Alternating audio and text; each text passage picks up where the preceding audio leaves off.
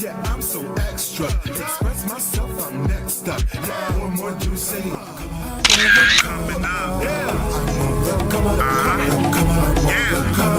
now. Can't stop me. Come on. You coming up. Hey. Oh my God, I can't even do my hey today. I'm just so over it. Welcome everybody to House of Peach. Oh my God, this has been an evening for me. Come on in, and we need you to come in and share this broadcast out. Those of you that are watching on YouTube, share it out. Put something in the comment in the chat to let us know that you're here. Let me pull up my Facebook page so I can see here who all is on. It is Tuesday, and it is time for another phenomenal show with another phenomenal guest, another female entrepreneur who has everything that we need to talk about on tonight. Okay, now can I just go into this? Do it, sis. Now, before I ask you how your day was, I need to tell you about my day. Please. I definitely want to know. I need a therapy session. Can I lay on your couch? Okay, I see your couch. Oh, we got the same couch, but I'm gonna lay on your couch. Yeah, I need a therapy session. Absolutely. So, my students. Let's just talk about work. So, my students, I have two sets of students. One, and I just teach online. So I got one set of students that just started the program. So they had their very first class with me yesterday. Oh, I love them. They ask questions, all involved. And then I had the students that have graduated to the next section of the program. And I've been telling them for 2 weeks, when we get ready to go to the next one, it's a lot more content. You guys have got to get it together. You have to change your study habits if they're not good. It's a lot more content, a lot more information. Oh, they just looked at me like, okay. Until they didn't believe you. Like my great grandmother said, they didn't believe fat meat was greasy. Until today, when I lectured today, they were like, the look on their face was like their heads could explode on camera. And I was like, oh, okay. I tried to tell you. So 10 minutes before class was up, I said, okay, I'm going to use this time just for you to give feedback. Let me know what you're thinking. And they were like, well, we just didn't realize it was just, this is so much information. I've been telling you this for 2 whole weeks. Like, what have you been doing? What did you think I was playing? I'm dead serious. Did you see that chapter? And I said, how many of you have read the chapter or either looked through the chapter? And it was a few of them, the rest of them, whatever. Okay. Play with it if you want to, because you'll have a test every single week. And I'm not spending weeks and weeks on chapters. You get 1, 2 day, 3 day, 1 whole week on a chapter. Boom, the next Monday you're taking a test. And we moving on and on and on like that. So what is the, because of the short amount of time, is that why you have to move that fast? Gotcha. And the amount of information that's got to be in that time. Yeah, so there's like 3 sections to this program. There's the beginning section where in the textbook you do chapters 1 through 12. So that's introductory stuff, foundational stuff. When you get to 14 to 24, it's all on specialty surgery. So it's constant talking about surgeries, constant information about anatomy. I've been saying, y'all need to study anatomy. You need to study medical terminology. Oh, they didn't believe me till I started asking questions, and they were sitting there like, I have no clue. Oh, okay. All right. Then, as if that wasn't enough, my beautiful, loving 9-year-old daughter is in here having a whole melt down. And I'm just sitting here watching her like, are you kidding me? just melts down. I said, Ariel, go take a bath. Just go take a bath, get your pajamas on, get your clothes out for school tomorrow. Like, I don't even, what is it? Is it a full moon tonight? Like, let me look outside. I don't understand. I hope everybody's having my day's not bad. It's just interesting and it's funny. Absolutely. Well, yeah, it just seems like today has been a day where everyone has done what they normally do, but for some reason, I guess the expectation was different. Yeah. So I've had to continuously remind myself, like, you kind of knew that these people were coming to the table with this. So oh God, the things that we deal with on a daily basis. And I just, I used to get upset. I used to let things bother me to the point where get so agitated that I would just start slashing. But now I don't do that. And I'm like, you know what? I'm not going to raise my blood pressure. I've learned how to work around that and deal with that. It is, you want to have a meltdown? Go ahead. Take your time. Have your meltdown. When you calm down, then we'll discuss. And if you can't calm down, okay, I'm going to go in the other room until you do calm down, because I don't have to sit here and deal with that. So for my students, when class was over, all right, I'll see you next Tuesday. Click, done. Like, you have access to me if you need tutoring or whatever, but it is what it is. And absolutely. At that point in time, it's like, you know what, you guys are adults. Yes. You already know what is being expected of you. Yeah. And at the end of the day, like, I got mine. So it's for you to get this. Okay. And I tell them that all the time. I said, listen, I have not just started teaching Latin in October when I started with this school. Right. I've been teaching since 2009. So, and I've been in a number of states. So, hey, I got what's necessary. I went to school and I did extra. So you're not just getting shabby information. You have someone that can help you. Plus, you're getting lived experience too, because it's not like you're one of these teachers or like bosses who have never done the work that they're telling you to do. Exactly. Like, you've actually done it. So it's like, no, I can do it. I can teach it. I can do, like, this is just a part of who I am. Yeah. You either want it or you don't. You know what I mean? That's what it boils down to. Either you want it or you don't. I'm not force feeding anybody, and I'm surely not holding your hand. And I'm not I don't do that. But tonight we're going to have a good time because I have already been talking about jewelry. Because our guest has some jewelry on. I was like, I love that. Where do you get that? And I'm going to go on Etsy later, and I'm going to find this vendor and say, excuse me, I know you might not be selling anything right now, but could you make a couple of pieces for me? Yeah, absolutely. Who wouldn't love like custom pieces? Mm-hmm. You know, I was like, you know, me as a former paparazzi consultant. You stop. Yes, I've got too many things that are going on. And so I was like, it's a matter of bending. So I'm not going to say that I stopped doing it, because yes, I have a whole store in my house. So literally a store. Like, I'm not joking. I have file cabinets. Well, between you and Jackie, I could stay completely covered. You know what? I should call Jackie and be like, hey, Jackie, you want some of this inventory, sis? Like, hey, listen, we got a wedding to finish planning. So let's see what you got. Between you and Jackie, we got it all. Yeah, exactly. Yeah, exactly. We've got the wedding covered, but we need to get some other things covered. Hey, my room and closet is always ready for some more jewelry. I love it. Look, screenshot. I have had people who have sent me outfits like, hey, I'm going on vacation. Here's what I'm wearing. Accessorize me. And I've just sent them stuff that, you know, they could interchange between a couple of different outfits and then what goes with them. And, you know, they're good to go. And I love we were talking about statement earrings and statement necklaces and all that kind of stuff. So I was like, I definitely like that. You know, mixing metals, all that good stuff. Oh, wow. You know, so.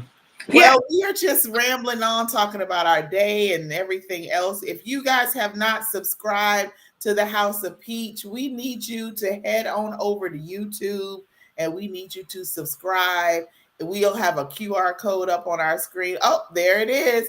So we need you to scan this QR code and subscribe to the House of Peach so you get notifications and information on when we're on live and what else we have going on, because we have some great things that's going to be coming up in 2024. Every single Tuesday, we have so far up until I think June, we have guests that's on. Yeah. And if you didn't know, at the end of every month, the last Tuesday of every month, we have our He Said, She Said segment where we get a topic that we want. See, I don't think y'all understand what we're looking for. We want live guests, panelists to come on the show with us. It's not just for Morgan and I, and hey, we can carry it, we can handle it, we can discuss it, but we want guests to come on. You don't have to be an entrepreneur, male and female, you are welcome. We want to have a full conversation on our topic from the male and female perspective. So that's what He Said, She Said is about. Yeah. You don't have to be an entrepreneur, and it's not just for women. Okay, absolutely. We're highlighting female entrepreneurs in whatever area you are in, but that He Said, She Said is for everybody.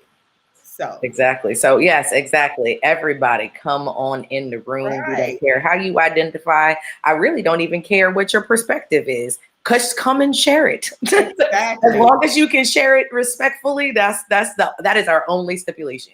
Yeah, yeah. We want some people to come on with a different perspective than us so we can see it from a different angle. And we may not agree, but it's your opinion. It's how you feel. So we are all adults, and this is a no judgment zone. This is a peaceful place. This is a safe place for people to come and discuss and have open communication, open conversation. So the last Tuesday of every month is our He Said, She Said. We will let you know what the topic is for the end of this month. That way, if you are interested, I put a post on my Facebook page about He Said, She Said, and I said, who's in? And everybody that said, I'm in, I sent them the link, like, I need you to come on. And only had one out of the 4 that said that they were exactly. In. And the funny thing is, like I said, all that day, I had been literally having that conversation in so many ways. And they were like, oh, I'd love to have that conversation. I'd love to have the conversation. So listen, I'm going to call you out. Jay Vix, thank you very much for tuning in today. I appreciate you. This is one of my biggest supporters, and my brother as well. So Jay Vix, we will see you next week. Well, not next week. Is it next week? No, the week after next. We'll see you the week after next, or we'll see you in March. Like we said, the last Tuesday of every month, we'd like to get it popping. Not to say that you can't come and join us for, any other time, because he's got some good stuff going on too. And hey, Shantae. Hey. So yeah. Listen, I'm super excited. I've got a lot of stuff going on. Everything was good. This week I've actually added a couple of new clients. There's some, babies that are coming. I got the amazing. I am so hurt that my daughter got to meet you before and I've known you over a year, Morgan. I'm like, that doesn't make any sense. And she loves you. She's like, I love Morgan. Like, I know. I do. Like, oh my goodness. I sat down, and as we started talking, and I was like, this must be what it's like to talk to April. Because we talk about how you sound just like your mom. Yeah. Well, you've got your cadence and your soft spokenness, even sometimes your mannerisms as well. And I was laughing. She's like, my mom is like so upset right now. And I was like, upset was not the word. And when you sent me the picture, so that's why we were like, yeah, let's get the picture. I was like, I should be in that picture. Girl, do not make me get a red eye to Delaware. Do not make me do it. I'm jealous. But I'm so glad that you were able to meet with her. And for y'all that don't know, my oldest daughter, Kayla, is expecting another grandson, and she's due at the end of April. And Morgan is her doula. Yes. And I'm so happy. I'm like super excited too. I'm super excited. Yeah. She's a wonderful lady. You did a good job, Mama. You did. No, thank you. I just want her to get through this pregnancy, and she just has such, issues with her body. But anyway, we'll discuss that another time. Absolutely. I'll share this out for those of you that are coming on. Hey, Summerlin. Hey, Jackie. Thank you all for joining us. If you have not shared this out, share this out. Morgan and I are just having a good conversation as we always do. Now, you know what? I love this background, but the only thing I don't like is you can't even see my earrings. It looks like it's just dead. I apparently managed to have some kind of earring today, so we're good. we're gonna figure this out eventually. Maybe I need to wear something a little bit more bold because I was doing that. Listen, I've had on gold hoops that you can't really see because they were too thin. So I was like, okay, now it actually blends in with like my hair color, all types of stuff. So it most definitely is a process, but whatever. Every single show is something. I would rather have this than what you could see because I don't have anything on my walls yet. So it's just like white wall, like white institutional wall. Like, no, I don't need that. I just said that out. But come on, just introduce our guest. Tell me about our guest. So yes. So our guest is like perfect when it comes to actually what we do. She actually has a virtual service company, and she specifically helps with like podcasts and those who are looking to do that full time, giving information, resources. She actually says, so she helps small businesses take care of all the tasks without the overhead cost. So I'm like super excited to hear about the services that she offers. How exactly does she offer that without the overhead costs? What exactly does that look like? And then what kind of advice she has specifically for podcasters. Like you and I, this is our first time ever doing a podcast. We kind of like got thrown into it. So we're kind of learning as, we go along. Yeah. And I know I stay in a lot of different places trying to get information, what's going to make, our show better. Excuse me, how can I be able to, be a better host, get certain information out, make sure that we stay within our theme. So it's definitely not for the week. It's not, an easy thing, but it definitely is fun and it's rewarding. I get to see you. I get to, meet some amazing people. Yeah. So it has been fun. And I always thought that doing a podcast was going to be so strict and stringent and stuffy and like, but it's so like, it's like just having a conversation, but people are watching you, but you can't see them. They can see you.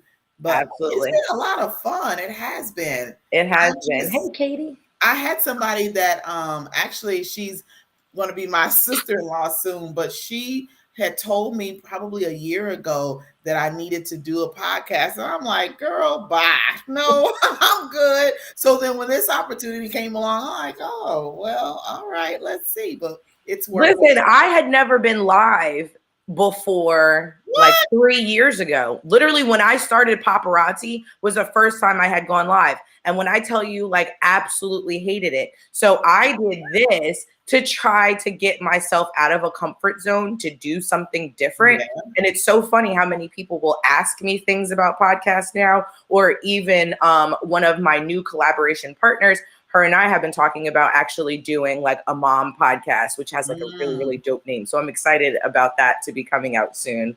Yeah. Just to be able to talk about the nitty gritty of, life and motherhood and womanhood and just how all of that ties into each other. So yeah, it definitely is great. So without further ado, yes, all the way from Florida, but technically from Puerto Rico.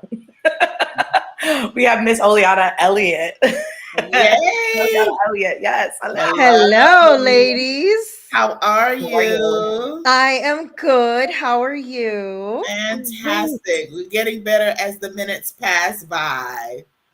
Awesome. And you were talking about yours having a meltdown. Mine's 11 and had a meltdown prior to me getting on here as well. Oh. He got a bunch of gift cards for Christmas and things like that. And so he wants to buy, it was new hockey stick and now it's new hockey gloves. But unfortunately, the website only allows one gift card to be used at a time. And so he's like, did you call the place? Can we go over there and turn in all the gift cards for one big gift card. And I'm like, no, I haven't had a chance to yet. But if you can't get what you want, it's probably because something better is waiting for you. True. And he just rolled his eyes at me and was like, you don't know what you're talking about. This is what I want. And I'm like, okay, but I'm just telling you, you may, because he's trying out for teams coming up here. And I'm like, it may be because we're waiting for you to get, custom gloves for whatever team you're going to be on. Yeah. So, but I'm a mom and I don't know anything. Yeah, what do you know? I don't know anything. You just started doing this yesterday. You have right. I don't know anything. Yeah, I don't know anything. I don't know anything. Oh wow. Well, I'm glad to know that I'm not the only one. Whose child Girl, you are not alone. No, I am here with about you. 5 fires today, so you're definitely not alone. You are not alone. Well, I am definitely looking forward to our discussion on this evening on balancing life and podcasting, because Morgan and I have been in this game for a little over a year now, but we both in our lives outside of podcasting are extremely busy. I think Morgan might have me. She might be a little bit more busy than me because she's always delivering babies, and I haven't delivered a baby in some months now. So I have done that. But we developing that balance to still do this and give this 100%, but still also, like my daughter, she knows every Tuesday we have this podcast, but she wanted to squeeze in to watch something, us to look at TV together or watch a movie together. But I just, from work and then dealing with other stuff, I didn't have the time. So it looks like Tuesday that I'm neglecting my daughter, and that is not the case because she gets all the weekends. I don't do anything on the weekends that would take that. So we can parallel this to just life and working in general, but definitely the podcasting. So how did you get into podcasting? How did you start that? So I was a paralegal. I was a probation officer for 5 years. I was a paralegal for close to 25. And in 2019, I got sick. I had a double kidney infection. I was in the hospital, and the law firm I worked for fired me while I was in the hospital. Oh. Yeah, because in Florida, there's no unions. And if you're under 50 employees, you can, as a business owner, you can do whatever you want. Oh. So note to self. Get yourself in a big company. If you're going to come to Florida, but don't come because we're full. Move to Florida. Don't come. I just moved. I'm already here. Don't come. We're full. I'm in Riverview, so it's like maybe 15-20 minutes from Tampa, but nobody knows Riverview. Everybody knows Tampa. Okay. So I just say Tampa. Uh-huh. So I had to really quickly figure out what I was going to do work-wise. And so I got a job at a construction company. I'm still there. And I've been listening to podcasts, true crime podcasts, since 2015, 2016. And in 2019, I really learned the power of podcasting as far as learning skills was concerned. So I dove into podcasts for VA work, and I did some VA work for a little bit. Then I pivoted because I had no idea that this was a thing, podcast management, the back end of podcasting. I honestly thought that podcasts, somebody just created them and nothing in the background happened and they just appeared every week and nobody had to do anything to make them appear. I was so wrong. And so from there, I started helping clients with the back end work, and it ended up being a lot more strategy versus the actual management. So I had a client who told me, she said, girl, you are not a manager. You are a consultant. You're a strategist. You're helping people create the strategies, for their podcast. You're not really doing anything on the back end. And so I was like, okay, fine. I'll switch over to that. And so I've been doing that for about a year and a half, almost 2 years now, just specifically the strategy. And yeah, I mean, what I help people with is just getting that initial strategy started, because so many people get into podcasting without really having a clear plan of what they want to accomplish or any clear goals. And a lot of us get into podcasting and we're because we've listened to other people's podcasts and we're like, oh, we can do that. And so we compare ourselves to other people's podcasts, not realizing that a lot of the times those podcasts have teams of people behind the scenes. And a lot of starting up podcasters, they're recording, they're editing, they're publishing, they're promoting, they're marketing, they're doing all of the things by themselves. So your show isn't going to grow as fast as someone who has a team of 20 people, you know, a dedicated marketing firm or a dedicated, you know, production company or anything like that. It's just not going to grow the same because you're not.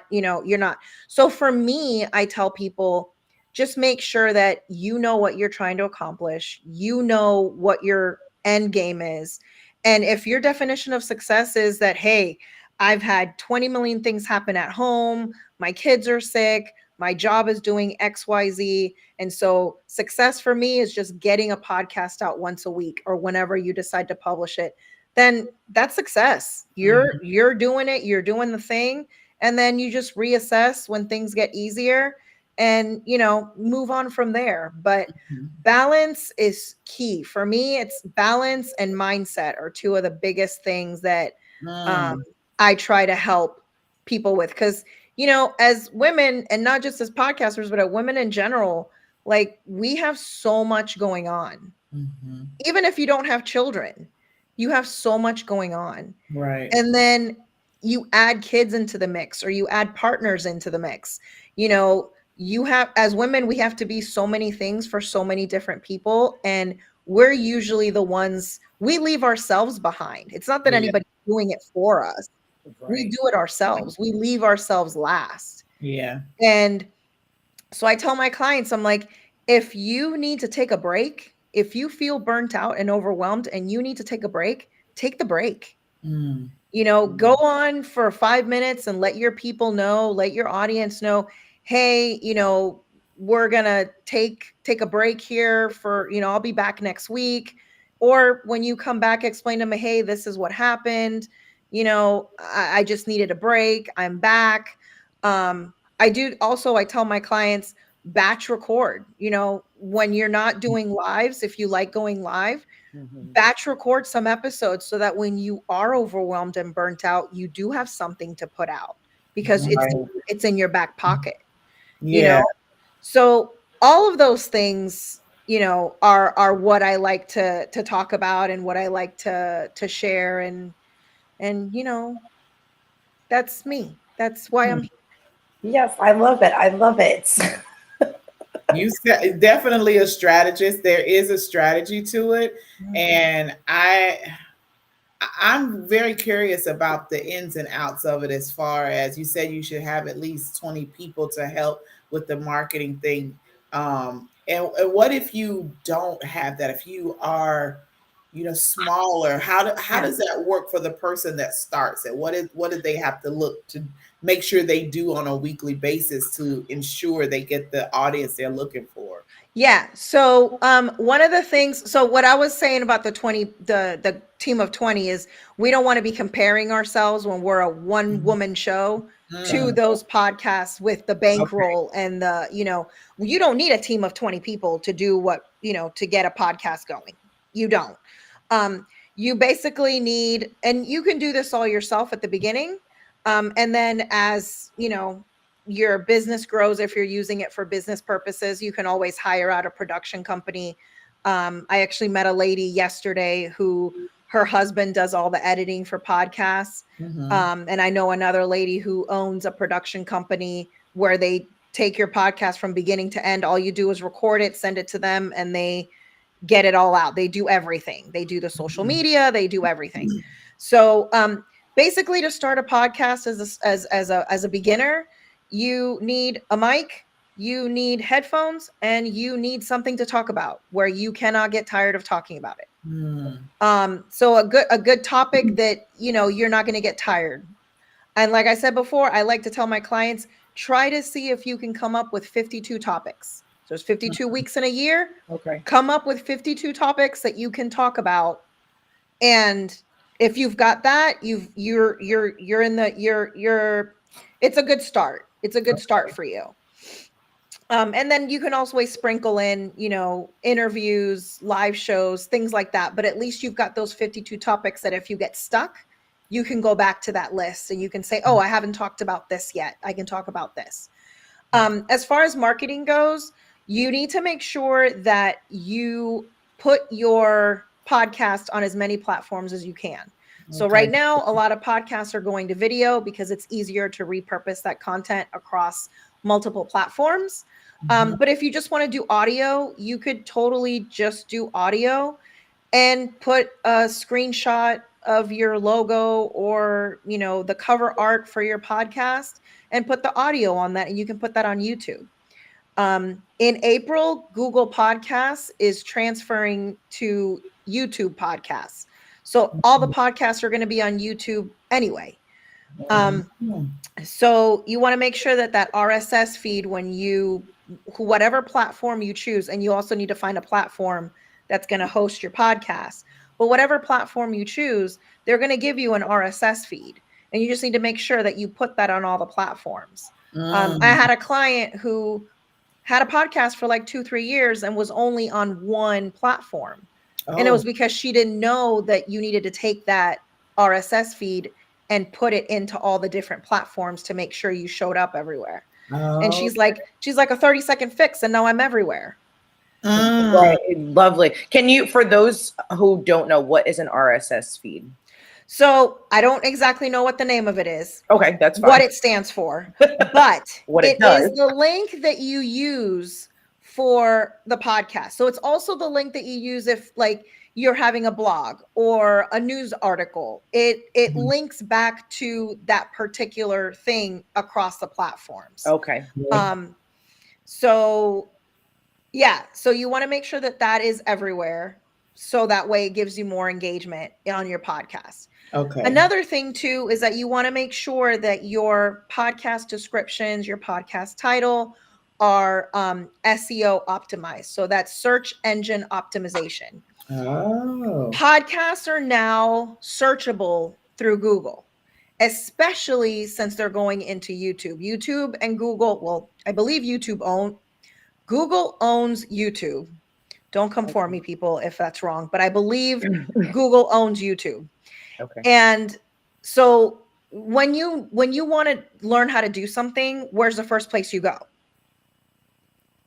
You go to Google or you go to YouTube to figure out how to do something, right? Right. YouTube University. Right. Exactly. So when you optimize your descriptions, your show notes, your titles, if people are searching those keywords, your podcast is going to pop up. Podcasts pop up in Google searches. I don't know if you guys have noticed that. So you want to make sure that you optimize for that. And then use your social media. Promote your podcast. If you have an email list, promote your podcast, promote in your socials. Let people know that you have a podcast and that you have episodes coming out. It's almost like a blog. One of the things I do with my clients is that we create a launch squad at the very beginning when they start launching their podcast. And that is a group of people that you have that you know are going to support you.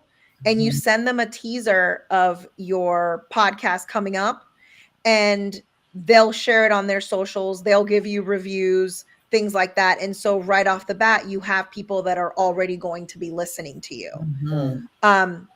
Take advantage of those family members and those friends that owe you a favor from like 20 years ago. Be like, hey girl, you remember that time when I set you up with so-and-so and you had a good time? I need you to do this for me. Or, hey, you remember that you took me out on this date and it wasn't fun and I told you I'd get you back? Well, here's your chance. Use that. Be like, hey, you remember that time I lent you $5 and you never paid me back? Now you can pay me back. Yeah, exactly. Yeah, I like that. Use the people that are going to support you.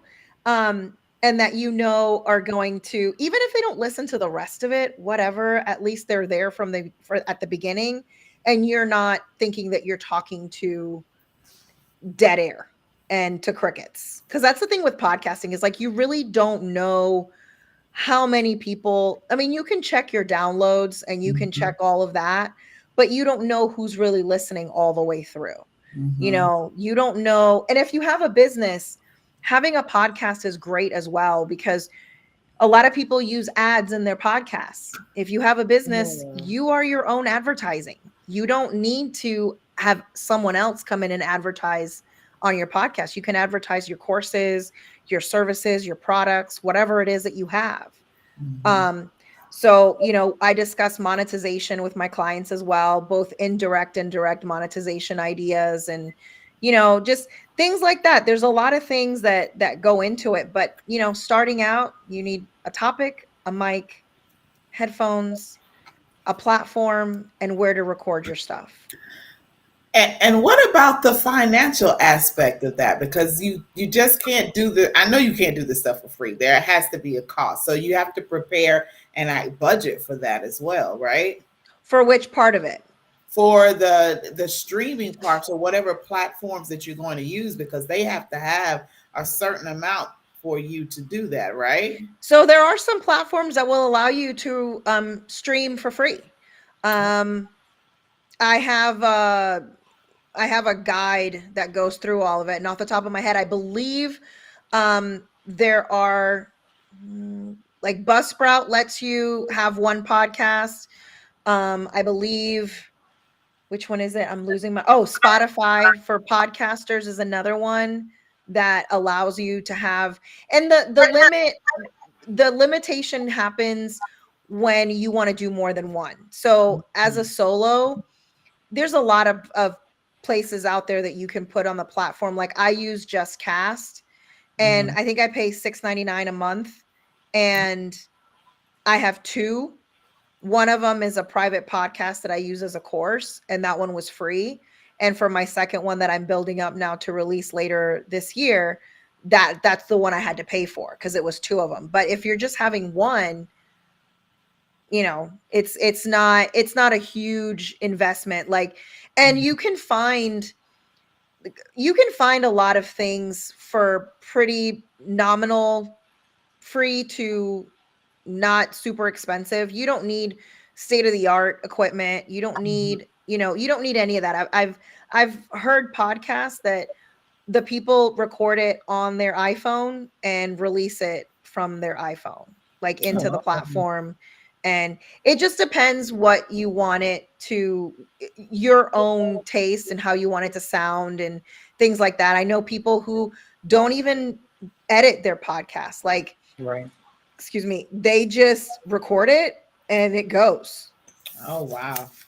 And they're totally comfortable with this is how it is. And, you know, and then there's people who need to have that perfect pitch, the perfect tone, you know, get rid of all the ums, the uhs, the likes, you know, things like that. And they want it perfectly polished.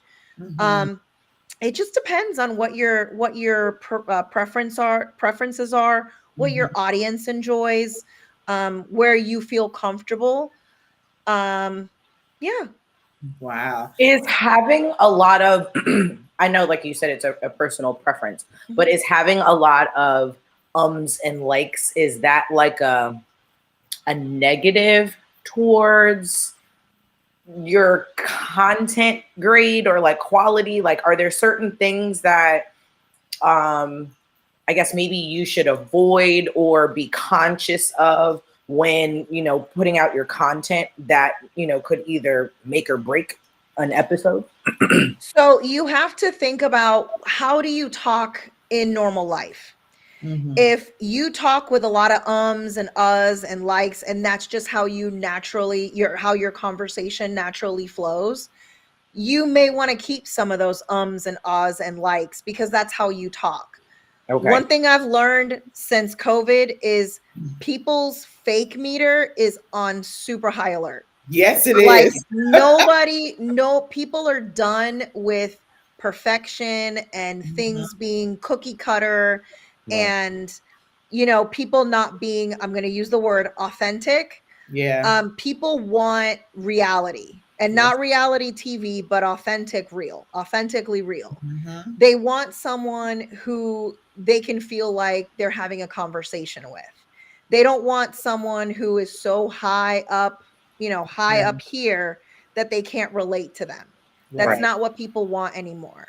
Yeah. And so the ums and the ahs and the likes, if that's how your conversation style is, keep them, because that's going to help people feel more connected to you and more connected to who you are.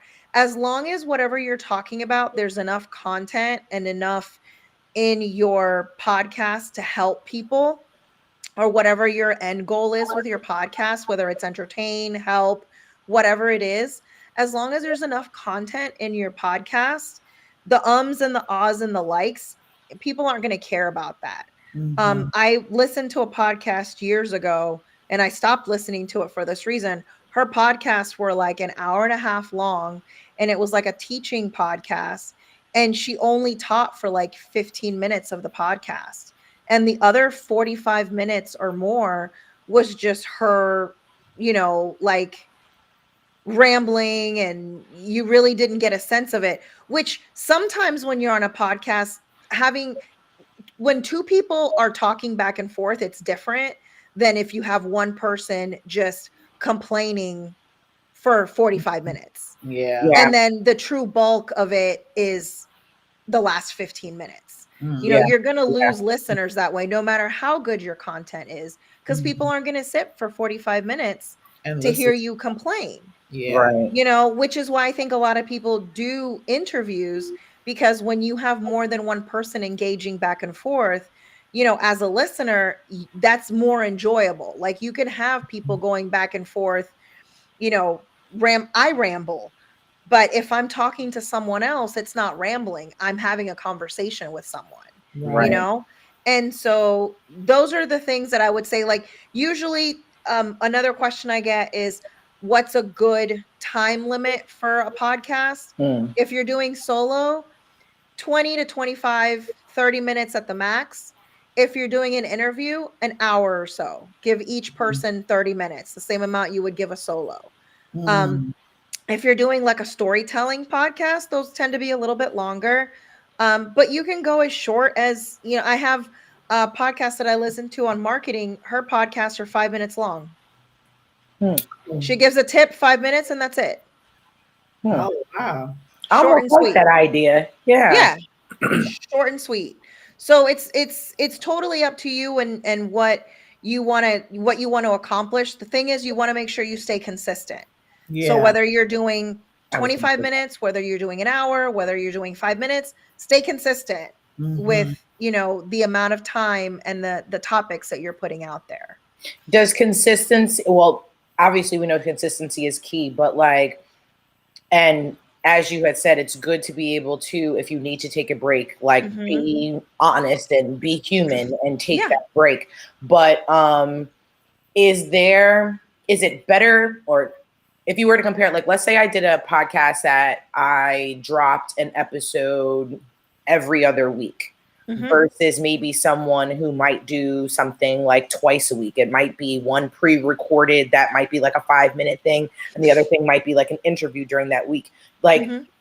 Is there, I guess, the more frequent that you have episodes, does that end up making, because of that consistency, better? Or is it just, it doesn't matter whether you do it once a month, if you do it once a week, if you do it 3 times a week, just as long as you're staying on that schedule? Yeah, it doesn't matter as long as you're being consistent. What matters is, again, like we said, the consistency, because your audience isn't going to care if you're doing it twice a week or once a week. If you train them to expect you once a week, then they're going to expect you once a week. If you give them bonuses, they're going to be like, let's say, so with that, I tend to tell my clients, honor your energy. Honor your energy. So let's say that one week you are super stoked and you recorded a bunch of stuff and you have an extra episode that you want to give out. Or there's this podcast I listen to where she puts out stuff. If there's like breaking news on a crime that she's covering or a case that she's covering, she'll put out an extra episode during that week. Doesn't happen all the time, but if there's something happening, like let's say that there's a topic that you really, really want to talk about and you don't want to wait until next week, or you've already recorded and scheduled your episodes and you really, really want to talk about this thing, you don't want to wait, then yeah, you can put one in there extra and be like, hey guys, this is a bonus for you. But you don't want to have them expecting that if that's not your normal energy pattern. If you're not in that state where you can crank out that much stuff on a regular basis, then start off slow and add as you go. You know, always making sure that you check your energy, check, you know, how you are, balance, you know, like we were talking about earlier, balancing your life, balancing, you know, everything around you. You're going to have episodes, you're going to have seasons in life where you have tons of energy, and you're going to have seasons of life where you're not even going to want to pick up that microphone and record anything. So you want to make sure that at all times when you're recording and when you want to set up your schedule, that you're honoring that you're honoring that time, and that you know, okay, this is how long it's going to take me to do this. Another thing I tell my clients is batching. So whether you batch record, or you batch produce, or you batch edit, or you batch schedule and publish, try to do as many activities at one time as you can. So don't go from recording to editing to publishing to scheduling all back to back on one episode. Try to do all of the recording at once. Try to do all of the editing at once. Try to do all of the scheduling at once, all of the publishing at once. Because our brains tend to not like switching from activity to activity. And so you lose a lot of brain power, and a lot of energy gets zapped when you're going from recording to editing to publishing to, you know, like bouncing between tasks. And so if you time block those specific tasks in a certain period of time, then you know, okay, for this 2-hour block, I'm recording however many episodes I can record in that 2 hours. In this 2-hour block on another day, I'm going to, you know, edit the episodes. And that's another way that you can get through the perfection, is that you give yourself a specific time block. And once you're done with that time block, you don't go back and edit anything else. It's going. That's it. Next step is the scheduling and the publishing. Yeah. I'm not going back to edit anymore. I'm done. The 2 hours is done. We're done. That's it. I am excited about this information that we get, because it lets me know that we definitely are on the right track, because we stay within a certain amount of time. We come on and nothing. I even told you this is not scripted. Yeah. Nothing is scripted. So whatever happens, happens. Like if our kids come in, it's like, what do you want? Like Ariel's been here now, like trying to get my attention. But that's real. But you are so right about COVID and what it's done. People are so over the fake. Like when I go live, like on my own personal Facebook page, you get it just like it is. Just like it is. That's how you're getting it. And that's the most effective, because people want real. If you don't sound like you normally do, if you're not doing like, that's not April. That's not how she is. Right. What are you trying to prove? Like, turn that. No. Yep. I want you to, I'm always going to be real. Like, you're going to get it. Like, this is not a good day and I'm not on it, but I'm here and I'm accounted for. But we do a lot of that stuff. So yeah. Eliana is giving us some information for those that are interested in podcasting and what you need to go through. And one of my viewers on my Facebook page, every time she asks a question, you answer it like just like that. And she's like, okay, thank you. And then she asks another question. And then you answer. She's like, okay, I got it. Thank you. So she's asking all these questions. So awesome. Question. I don't know, Summerlin, if you heard what batching was, but she wants to know what's batching. So you kind of touched on that. So you can explain. Yeah. I'll go into it again. So so batching, Summerlin, is where you take a particular task and you do just that task. So think about it like when kids are in school, they have different subjects. And so they do English when they're doing English. They don't do math problems when they're in English class. And when they're in math class, they don't do science projects. They're doing math projects. So when it comes to podcasting, podcast. So you have what is happening here? Okay. Sorry. So you have to record your content. You have to edit your content. You have to not edit it. Hold on. I've lost my train of thought. Okay. So you record it, you edit it, you schedule it, you publish it, you promote it. Those are the different steps that you have to do when you're doing a podcast. And so what batching would have you do is you take a specific day, specific amount of time, and you record as much as you can for that time. You don't do anything else that day unless your schedule shows that that's what you're going to do. You're going to record or you're going to edit later on. Then the next set of batching, the next time block is going to be, you're going to batch edit. So whatever you recorded, that's all you're going to edit. And then when you're done with the editing, then you're going to move on to scheduling. You're not going to do anything else. You're not going to edit. You're not going to record. You are just scheduling. And then you're going to move on to publishing. You're not going to do anything else for that time block. Just focus on publishing.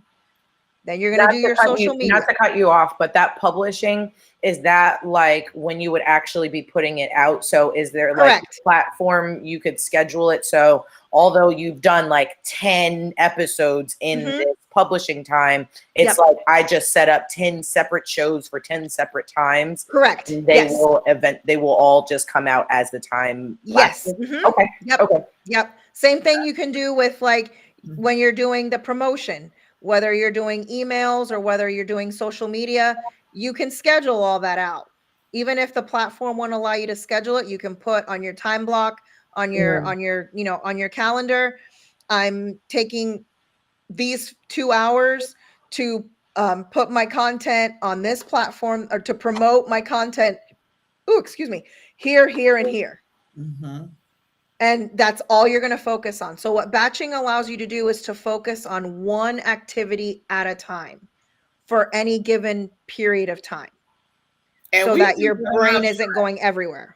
We do that in our personal lives, or at least Absolutely. I think to be as productive as we want to be, we should do that. I remember when I was in New Jersey and I was in my office and I really didn't get the whole blocking tasks off and just working within that window of time and then moving on. So I remember, and it makes me mad every time I think about it. One day I literally spent the entire day just going through emails, the entire day, instead of saying, okay, for an hour, I'm going to go through emails and respond. After that hour, I'm going to move on curriculum. And after that, I'm going to move on to something else. And so I felt like my entire day was wasted. But we need to use that. So if we're going to do that, the same batching for podcasting, we do that same batching for our life, and that helps us to balance. So gotta be a little bit more detailed in my calendar. It's just well, all that I really just like picked up is, I am a serial multitasker. And over the last maybe like year or two, I've realized there really is no such thing as efficient multitasking. Like there's no such thing, because then you literally are, excuse my French, but half-assing everything that you're doing. Right. And you want to be able to bring your full self. You want to be able to bring, full quality if you're going to put your name behind it, because, that's what you've got. This is your reputation here. So, for me, I was like, it's being able to slow down enough to be able to say, I'm only going to do this for this time. I have started to kind of pinpoint, so podcasting only gets done on this day. I only do consults on this day. I do childbirth education classes on this day. But now based upon what you're saying, I can take that now a step further and say, yes, I am doing consultations on Monday, but I'm only doing consultations from this time to this time. Absolutely. And that's it. If it doesn't work within that time, then I might be able to schedule something else for this one person here or there. But other than that, this is what it is. And then it allows me to be able to move on to the other million things I feel like I have to do. And absolutely, it gives you flexibility to, if you need to change it up for whatever reason, you can. but already in your brain, you know that this amount of time is for this. And you can even extend that to like with your family. You know, sometimes we feel like we're not spending enough time with our families because we have work, we have, you know, the podcast, we like, I have a business, I have all of these things. So, you know, we schedule, like for me, my work hours are Monday through Thursday. Friday, I don't do anything business related. I have to go to work, but I don't do anything business related. Saturday, I might fit in things here and there. And Sunday is, I don't do anything Sunday either. And so I schedule that time with, you know, like I know Fridays and Sundays, my son plays hockey. So that's where we are. Sundays is church. Saturdays, you know, he has tutoring. So we may work things around a Saturday to see, you know, if someone needs it on a Saturday, if it can't fit Monday through Thursday. So, I mean, you can extend that batching to all aspects of your life. And one of the things I tell people with balancing is to make sure that you include your family in what you're doing. So if you like you were saying, if like you were saying, April, if you make sure like your daughter knows that Tuesdays is when you record. So make sure that your family knows that, you know, like when I come upstairs to record, I let my husband and my son know, hey, I'm going up to take a call, or I'm going up to do a podcast. So they know not to come up here unless, you know, they're dying or something. Literally. And it's usually the two of them are fighting or something. Fire. Yeah, the two of them are, you know, doing something. You know, but just include your family in those things. Include your family in that scheduling. And always schedule your family time before you schedule the podcast or any business stuff. The family is, you know, for me anyway, may not be this way for everyone, but for me, my family is my fuel. So those moments with them are what keep me going. So I always want to make sure that I have time for them, and then everything else gets scheduled around my time with them. Yeah. That's so important. I like that too. Yeah. Yeah. That's important. Even though they drive me crazy, which I'm sure yours do too. I have a question about doing live podcasting as opposed to recording and uploading. Do you find that one has a greater, I don't want to say impact on people, or get greater people watching or into it than the other? It depends on your audience and depends on your topic. A lot of people like to listen back to things. They won't necessarily listen to them live or watch them live.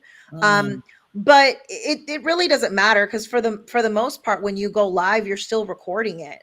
Right. So whether someone catches you live or someone catches the replay, or, you know, catches the YouTube video, they're going to catch you either way. And the numbers are the same, whether it's live or whether it's recorded.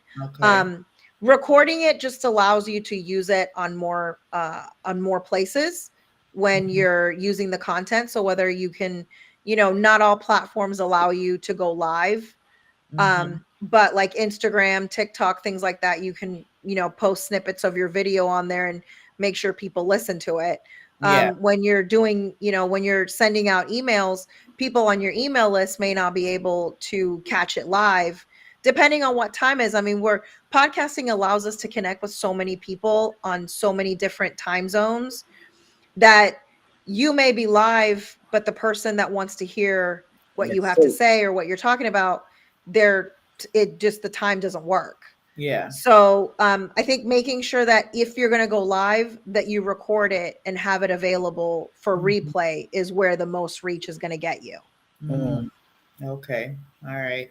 Well, I know like going live on Facebook, that's limited because it's limited to Facebook, and you download it and put it on Instagram or anywhere else. So, you know, it's just there. And so you have to go there unless you have some other platform that you can. I know Dr. V, she uses StreamYard. So when she goes live on StreamYard, it's on all her pages and Instagram and YouTube. So all at the same time, she's live on on those platforms. So this depends on, I guess, where you go. Okay. Yeah. I was curious about that. Yeah. Just always make sure you record it, because then you can use it later on. You can use it like one of those things we were talking about when you're burnt out and overwhelmed. You know, you can release it again. Mm-hmm. You know, like, hey, this podcast really had a lot of traction. You guys really enjoyed it. So as a bonus, I'm putting it out here for you guys again. And you could even record like an intro at the beginning where you go into one of the topics you discussed, that you learn something new, because we're constantly learning new things about everything we talk about. There's, there's information out there about everything. So you can always, take things that you've already recorded and do a quick intro saying, hey, we talked about this, and I learned this the other day and I wanted to share it with you guys. So here you go. Okay, that's some very good information and ideas there too. So I'm like super excited to get back to like the drawing board. Like, so now that we're talking a little bit more information, and I honestly feel like you can put this on a t-shirt, because this is how April and I operate. But you're like the podcast doula. Oh, I love doulas. I have a client who's a doula. I'm a doula. I know. I love you. I would have loved to have a doula, but my kid was C-section. He was 10 pounds, 4 ounces, 21 and a half inches long. Oh yeah. Well, see, that's the good thing about doulas. And it's so funny that you say that, because I literally the other day was like, I need to go live to have a conversation just to say that doulas are for all types of birth. Yeah. Whether it's a medicated birth, whether it's a water birth, whether my first birth ever supporting was a scheduled C-section. And she had, I believe, 1 or 2 ones before that. So this was not her first rodeo either, but just still having that extra support. And even once coming out back into the post-op room, being able to have someone there who tries to make sure that you're still good, you get that really good latch, all these other kind of things are going on. It was it. But right now I feel like I am empowered. I'm more educated. I'm more confident. Yeah. Like what I love it. Trying to do here. And so I was like, dude, she's like a podcast doula. So yeah, put that on a t-shirt when you walk into Walmart. That's I love it. Fine to get it. I love it. And do more for you. And you know what? I would have loved to have had a doula 11 years ago, because like our journey to have our son was terrifying and awful, and just a lot of miscarriages, and it took us 6 years, and I can't have another one, and like just a lot. And it would have been great to have that support, but I didn't know that doulas were available unless you were having a natural childbirth. Right. It's just in meeting my client that I learned that anyone can have it. And I was like, oh crap. Like, absolutely. Yeah, I wish. I was going to say, even still now, like, although you are in the postpartum period, postpartum lasts actually about 7 to 9 years. But he's 11. I'm just shy. But you're just shy. But at the same time, even in the way that you are talking about your experience, there's still a whole lot to unpack. There's still a lot where someone can proverbially hold you in those kind of spaces to allow you to kind of just be able to feel a little bit better about it, especially because you can't go back and you can't change some of these things. Like you said, you're at a place now where, I can experience this again. I get it, whether it's, for personal reasons, or it's just like, family planning, that's just not in it. Like, that's where my capacity is over. Like, sometimes like we don't even really talk about what it's like to have your last baby. You know what I mean? Like, that's a lot too. Like, okay, this is it. This is done. This is just like the same as your first. Like, this is the last time I'm going to breastfeed. This is the last time I'm going to have a toddler. This is the last time we get first teeth. Like, all of those kind of things. Like, you get all the feels in that as well. So yeah. And when it's your only, it's even worse. Like, yeah, absolutely, absolutely.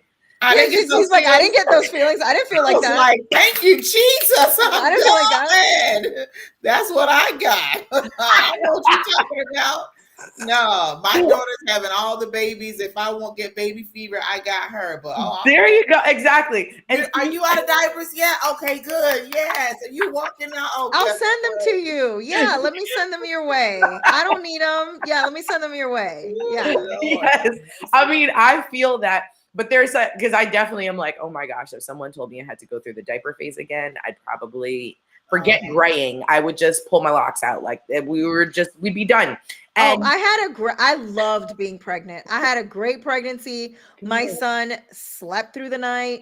And so, but I mean, it's like a partner thing because my husband's a night owl. I'm a morning person. Okay. So I was nursing and I would just pump the milk. And if he got up in the middle of the night, my husband was up and I never had to get up in the middle of the night to nurse a baby. But then I get up at 5, 6 a.m. to nurse him for that. And so I never lost sleep. He never lost sleep.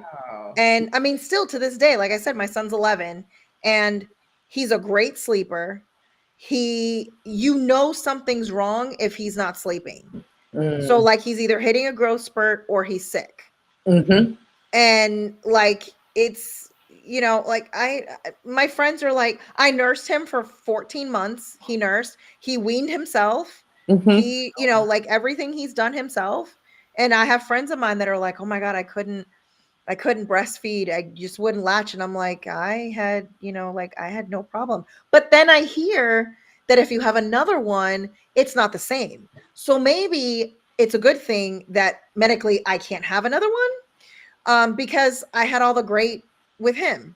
Yeah. That's how I got with having a second one. I had the most. Not that Noah isn't amazing. But like my first, although that was an interesting experience because he was a NICU baby, he had to stay there for thankfully just a short amount of time. But then and still, it was a stay. So then my second one, I would sit and I would be able to get 250 milliliters out of both in a 10-minute period. And when we weaned, he was about 6. He self-weaned as well, about 16 months. I still had like 6 months worth of milk in the freezer. Same. Meanwhile, Noah, I could barely get a day's actual supply out. Postpartum depression hit me like a train wreck. And I'm over here like, this makes no sense because I was Bessie like a couple of years ago. And now it's like, I will pay somebody to like make me. No, it's nothing. Absolutely. And it was very, very hard, and then you've got a bunch of people's opinions, what they think that you should do. You should, you know what I mean? Like you said, the fact that you were able to get sleep at night, I feel like that was tantamount to you being able to successfly be able to breastfeed in the amount of time that you were. And I did both. Like if I didn't feel like nursing, right, I pumped or he got milk. Right. Like he got formula. Like I did whichever one, whatever what I was feeling without even realizing it. I was honoring my energy. I'm like, I don't feel like it. Your dad can take care of you. Yeah. I'm tired. There's milk, there's formula in the fridge. Y'all know how to do it. There's breast milk in the fridge. Y'all figure it out. I'm out. Absolutely. Look, I need to bring you on because some of this is like great advocacy, like self-advocacy and understanding how to talk to your partner, especially in that postpartum period, because a lot get, stuck in that space of, what am I supposed to do? You've got your partner who's just like, well, I can't feed, I can't do this, I can't do that. So they're not really sure where they fit in. And they absolutely can. Exactly. But then at the same time, we're trying to figure out like, literally everything. Our entire body has changed. Our composition has changed. Our hormones. Like we are literally not the same person that we were before we got pregnant, while we were pregnant, none of that. And we have to figure out who this new whole person is. There's no get back to. No, this is embrace who this person is. This new person is. This is who we be now. This is who we be now. And this is who we are together. And I think a lot of people with that, they tend to think about who they are as the new person and forget who you are in the relationship, in the partnership. So not only are you a different person after giving birth and having a child, but you're also a different person in that relationship because now there's another person. And there's another person who at the beginning needs more attention. And so those are all conversations that need to be had way before you have the child. Yeah. Because if you end up, having someone that is jealous of that relationship, like that's a mother-child relationship is not something that you can get rid of. Like it's a bond that's created when the child is born. Yes. And so for my husband, he just had to figure out, okay, how can I create a relationship with our son outside of my wife's relationship? So like right now, my husband is my son's favorite person because they can talk sports. And I tell them all the time, I'm like, I feel like I'm no one's favorite anymore. Like I'm just here. No one, like, I'm just here. And they're both like, no, we love you. And you're, and I'm like, yeah, I know. But I'm like, I'm no one's favorite anymore. I used to be your favorite. He's like, you're still my favorite. And I'm like, no, I'm not. No, I'm not. You're taller than me and I'm not your favorite anymore. Especially when they start to get sports. So I'm a boy mom as well. So I was like, that's exactly how it tends to go. But it's funny, as they get older, the boys need you in a different way. Absolutely. You know what I mean? They have conversations like, my son likes to come to me and talk about girls. He likes to come to me and talk about, other things. And he'll ask specifically from my perspective, not necessarily, his dad or my husband, for instance. You know what I mean? So everybody kind of brings a different thing. And there's some days where I'm his favorite person and there's some days I'm not. You know what I mean? And I've had to get used to trying not to take that personally. Yeah, they get annoyed with me because I'm the kind of person, because I do a lot of mindset work and I've been working on myself a lot. And so like growing up, I didn't really advocate for myself. I didn't really speak up for myself. And I kept a lot of things, deep down, which, as an adult are, it comes with a whole set of things, which could be another whole hour, 2, 3, 5 of, unraveling it. Like I might need your couch. Come on in. But I both of them, both my husband and my son, if something's wrong, like we had it today, my son had an attitude and was like down on himself. And I kept poking at him like, no, you need to tell me. You need to tell me what's wrong. You need to talk about it. You cannot keep it hidden. You can't keep it to yourself. You have to talk about it. You don't have to talk to me, but you need to talk to somebody. And eventually I broke through and I, got him to say what was bothering him. But I'm like the hounder. I'm like, no, you guys are going to talk about whatever it is that's bothering you, because we need to resolve it or it's going to rear its ugly head somewhere else at another time. And I don't want to deal with it at another time. Absolutely. It's so funny that you say that, because I literally had, right before we got on, that conversation with my 13-year-old. And I told him, I was like, listen, I understand, because neither myself or his father, it's not that we're not confrontational, but we are not those kind of people who really like handle things right when it happens, because we want to be a little bit more intentional about how we handle it. He is most definitely more of a thinker, whereas, I'm like I will react first. That's my husband. You know what I mean? So I was like trying to make sure, because he is a very nice blend of the two of us, so that he doesn't shut down, you know what I mean? But and then internalize all the things that are in there, because he thinks he's keeping the peace. But then at the same time, you don't want him to be brash, where now everyone is like, oh my gosh, where did that come from? That's so out of character. And no, it's not, because he done told you 12 times that you were poking the bear. You just didn't hear him. Right. You know what I mean? So I told him, I was like, listen, communication is everything. All you need to do is open up your mouth. So I was like, if you're feeling, he was like, but mom, like sometimes I either feel like I'm not going to be heard, or the words just won't come out because I'm flustered. And I'm like, great. At least I know how to be able to work with you on that then. Right. So when you get flustered, take that minute. It's okay if it's 5 minutes. It's okay if it's tomorrow. If that's what it takes for you to get all of your thoughts, your feelings, all of that kind of stuff under control, to be able to have a concise conversation with someone about either how they made you feel, how they spoke to you, whatever the situation, needing clarification, whatever. I was like, do that. Or if it's something that needs to be handled right now, which is what I'm learning right now, there are some things that you need to handle it right now. It's not tomorrow. It's not 10 minutes from now. It's now. because it happened right now. Then how do I take a breath, get myself together, and then be able to convey what I need to without that attitude, without that extra? Because sometimes like it makes it worse.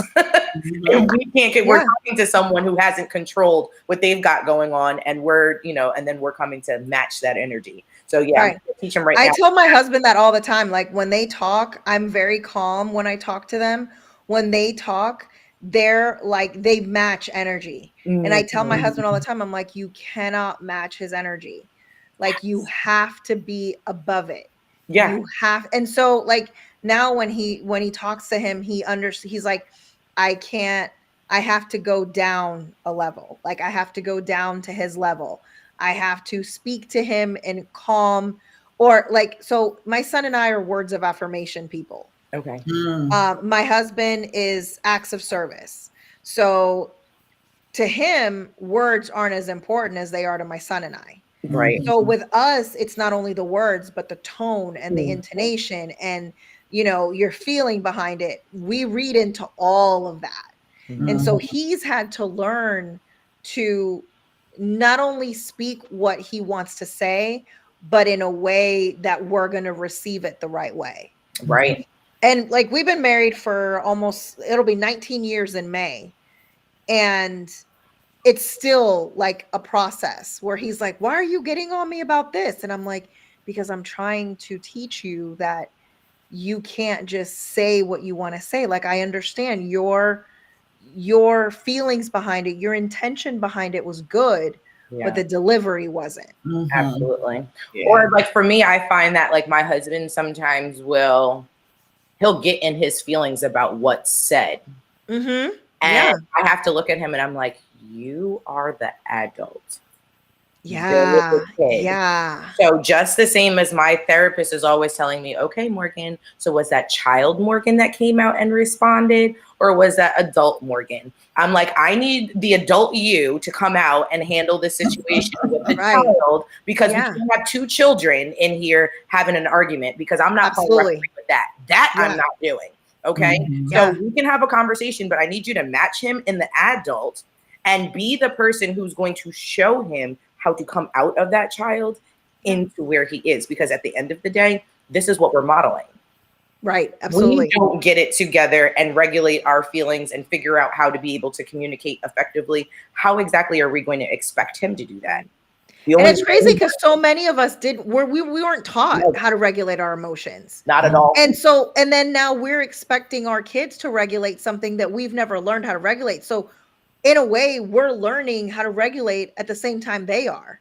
So, it's that constant battle of, you don't really know what you're like.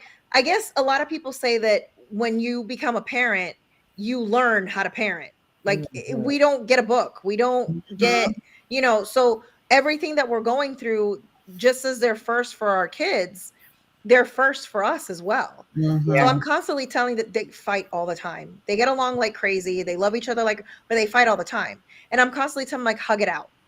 When they won't talk to each other, I'm like, you need to go talk to your dad. Or, hey, you need to go talk to your son. You need to apologize for this, this, and this. You need to apologize for this, this, and this. And then you need to hug it out. Maybe that's what I should do. I always tell my two kids, like, if y'all keep it up, I'm gonna put you in the same t-shirt. Maybe that's what I need to do for husband. Yeah, they have to wear the same t-shirt with the other kid if you can't figure out how to figure this out. Yeah, like, I mean, they're gonna get into spats. They're gonna disagree. It's normal. It is what it is. Like my son's been raised with my niece. They live right down the street, and they've been really close since they were little. She's 2 years older than him, and they argue all the time. People think they're brother and sister. But if anybody did anything to either of them, the other one would be, stepping in going, nope, And they have a little cousin now too. And they're like that with her too. It's like, no. Nobody messes with, my cousin. And he's the only boy among all girls. So that's another thing. Like, no one else in my family apparently can have boys except for me. And he's the only one. So it is what it is. But, I mean, yeah. And I think too, with kids nowadays, there's so much expectation on kids, and as parents we put so many pressures on them, not realizing that they're going through all of this brand new too. Yeah. You know, they haven't experienced any of this either, and you know, we're learning right along with them. And so like we got to take that step back and be like, okay, they're learning, we're learning together. And I don't know, I saw this quote somewhere where it was like this letter that this lady wrote to her son, and it was basically, you know, apologizing for, I didn't know how to be a parent, I learned how to be a parent with you, and I was able to parent your brothers and sisters because of you.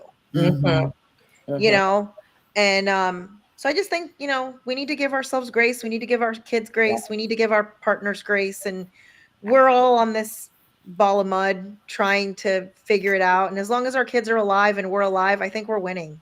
Yeah, absolutely. Absolutely. Well, just like your partner tends to mimic you, your children do as well. Yeah. You know? Yeah. And I start to take it now as, if one of my kids are getting on my nerves, what exactly is that telling me?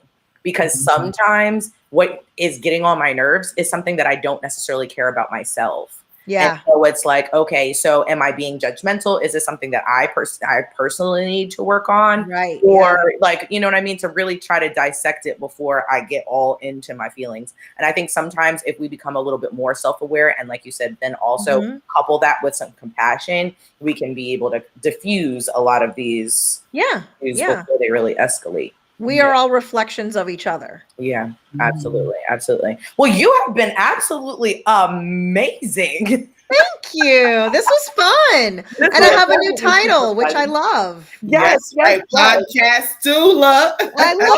Can you share your information with the viewers? I had someone asking about your contact information. Yeah, sure. So you can find all the things on my website. It is right there on the screen. It is www.topshelfvirtualservices.com. And on there, you'll get to see my family. You'll get to see how to work with me. My blog is linked in there. You can sign up for my email newsletter. You'll get a guide to launch your podcast in 8 weeks with the time blocking, the batching, how to balance. There's free resources in there. There's also my services in there, how to work with me. You can book a free 15-minute clarity call to get to know me a little bit more if you have any questions. I am on all the socials except for LinkedIn and Twitter or X, if that's what they're calling it now. I have no idea. It's X. I don't even know. I was on Threads. I'm still on Threads, but I don't really do anything on Threads. But I'm on Instagram. I'm on TikTok. I'm on Facebook. I have a Facebook group, Podcast Strategy with Heart. Yeah, all of those things are on my website. All the links to that are on my website. And I would love to connect. If you connect, let me know that you saw me on here. If you have any questions, feel free. I am a treasure trove of free information. I do not mind sharing what I've learned, what I know, in the service of helping people get their voices and their message out there to the people that need to hear it. Hey, Summerlin, I took a screenshot, so I'll send that to you. She's like, can you pin that information? I got it. I'll send it to you Messenger. That way you will have the website, so you'll be able to get in contact with it. I got you. It's like, can you get the website? I got you. This has been a pleasure. Like, I've learned quite a bit. So, Morgan, I think we're on the right track there. Exactly. I'm so glad. How many episodes are you guys in? So we do one a week. So we're probably definitely well into 50 something. So I'll give you something to celebrate. Okay. So about a third of podcasts that launch make it past 10 episodes. Really? Wow. So you guys are 5 times over that. Go grab a drink and celebrate. Yes. Hey, that's what we're gonna do. Get yourself some statement earrings or a statement necklace. Exactly. Hey, Exactly. The whole team, earrings on me. I got y'all. You got enough inventory, girl. You can do that. She does. Absolutely right. I got y'all. I told you, I'm sending you some too. I'll hook you up just for this. I appreciate that. Sounds great. I get earrings and a new name. I love it. There you go. I love it. Well, we have definitely enjoyed having you this evening, and the time goes by so fast. You have given some, oh my God, I'm so excited about even the parenting stuff. I got to go ahead and have a conversation with Ariel. Awesome. She's very quiet, so I don't know if she's falling asleep. No, mine just jumped in to tell me that food was here. So I was like, okay. I had the door locked. I don't know how he opened it. Yeah, he figured out how to open the door. I had a door locked, and all of a sudden he's in here, and I'm like, okay, got it. I'm like, that's what we do. That's what we MacGyver. do. Thank y'all so much for joining us this evening. We surely appreciate it. If you did not share this out, you need to share this out. There's someone looking to get into podcasting, and well, we just got the information. We got the 411 on it tonight. So give yourselves this opportunity to get this information. Thank you so much for joining us. Oh, we thank you. It was good. See, it was fun. Thank you for having me. It was fun. It was a lot of fun. It was a lot of fun. I enjoyed myself. Good. Yes. I'm glad. And thank you so much, like I said, for being willing, for jumping in, saying, hey, I'm here. And we appreciate you. I'll have to check out your He Said, She Said and see if I can come on one of those. Yeah, we would love that. We would love that. I was like, hit us anytime in the inbox and we'll make sure to send you the link so you can just jump on it. Sounds good. Sounds good. I love things like that. I love riffing back and forth. Yeah, good. Well, we look forward to having you on that part as well. All right, guys, we have come to the end of another great show, another great podcast, another great episode of House of Peach. If you did not subscribe, we want you to subscribe to the page so you will know when we are on live. Look for us next week at the same time on these same platforms. Invite someone. Don't just come and watch on your own by yourself. Don't be selfish. Come on, share this out. Let people know that we come on and we bring you. This is not boring. It's always interesting every single week because you never know what we're going to discuss. You never know what is exactly. I'm gonna put it out there. Next week we have a sexpert coming. Okay. Ooh. Yes. Just right after Valentine's Day. So I'm gonna just let y'all know. Make sure you tune in because there's a whole lot of good juicy stuff that's going to be going on. You should have switched me with the sexpert. Like the sexpert would have been working for before Valentine's Day. That's what it's needed. Definitely will. But listen, she's gonna get all the rest of the love for the rest of the month all up in here. Hopefully what she shares can sustain us throughout the rest of the year. Okay. I'm excited. The controversy is coming, and I am like all excited for it. I'm here. Wow. All right, y'all. We're gonna head out of here. We have done it again today. So y'all have a great evening and a great ending to your week. A great weekend, and we're going to see you back here at the same time on Tuesday. Have a good evening, everybody. Bye-bye. Bye.